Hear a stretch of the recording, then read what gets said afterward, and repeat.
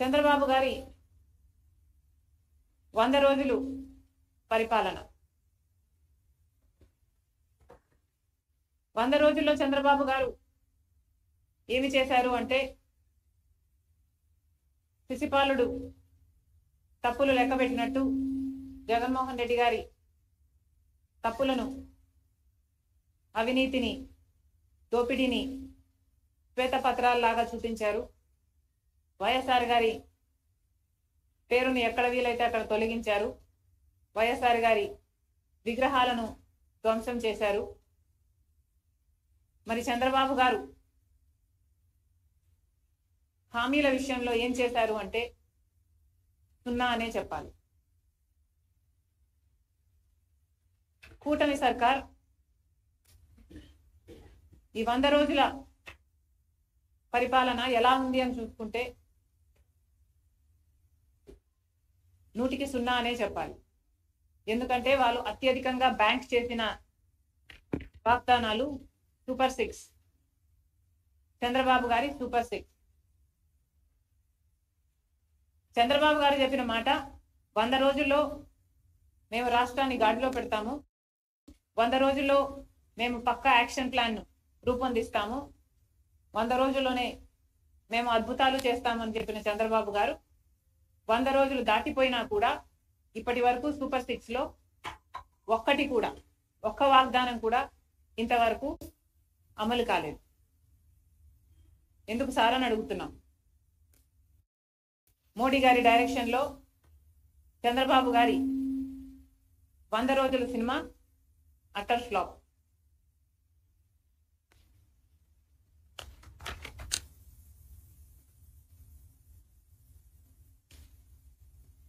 ఎవరు కూడా 100 రోజుల్లోనే అన్ని హామీలు అమలు చేయాలి అని మేము కూడా అంటం లేదు. కానీ ఒక మోసపూరిత ప్రభుత్వాన్ని దించి ఇంకో ప్రభుత్వాన్ని ప్రజలు ఎన్నుకున్నప్పుడు ఆ కొత్త ప్రభుత్వము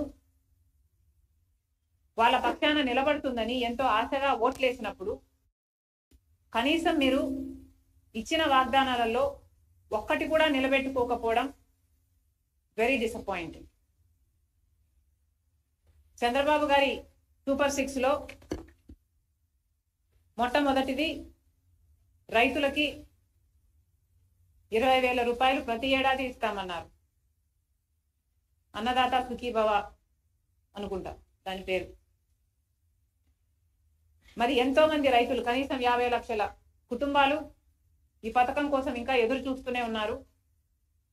ఇటీవల వరదలు కూడా వచ్చాయి. చంద్రబాబు గారు చెప్పిన విషయం, 7 లక్షల ఎకరాలలో నష్టం వాటిల్లింది, వాళ్ళందరికీ నష్టపరిహారం ఇస్తానన్నాడు.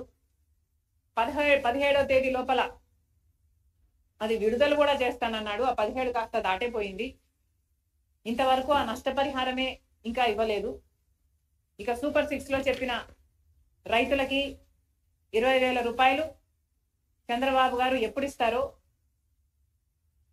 ఇంతవరకు రైతులంతా ఎదురు చూస్తూనే ఉన్నారు. ఇది కాకుండా 20 లక్షల ఉద్యోగాలు ఇస్తామన్నాడు చంద్రబాబు గారు. 20 లక్షల ఉద్యోగాలు ఇవ్వలేకపోతే 3,000 రూపాయలు నిరుద్యోగ భృతి ఇస్తానన్నాడు చంద్రబాబు గారు.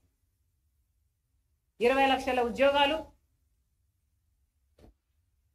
4 లక్షల చొప్పున 5 సంవత్సరాలలో పూర్తి చేస్తానన్నాడు చంద్రబాబు గారు. అంటే ఈ సంవత్సరం 4 లక్షల ఉద్యోగాలు చూపించాల్సింది చంద్రబాబు గారు. కానీ ఇచ్చింది 16,000 ఉద్యోగాలకు మాత్రమే. మిగతా ఉద్యోగాలు ఎలా ఇస్తున్నారు, దాని ప్రణాళిక ఏమిటి, కోచింగ్ల కోసం తయారయ్యే బిడ్డలు ఎంతో మంది ఉన్నారు. లక్షలలో ఈ బిడ్డలంతా ఎదురు చూస్తున్నారు వాళ్ళకు ఉద్యోగాలు వస్తాయి అని. లేకపోతే ఉద్యోగాలు రాకపోతే కనీసం 3,000 రూపాయలు నిరుద్యోగ భృతి మీరు ఇస్తామన్నారు. అది ఎప్పుడు ఇస్తారో దాని కార్యాచరణ ఏది ప్రకటించలేదు.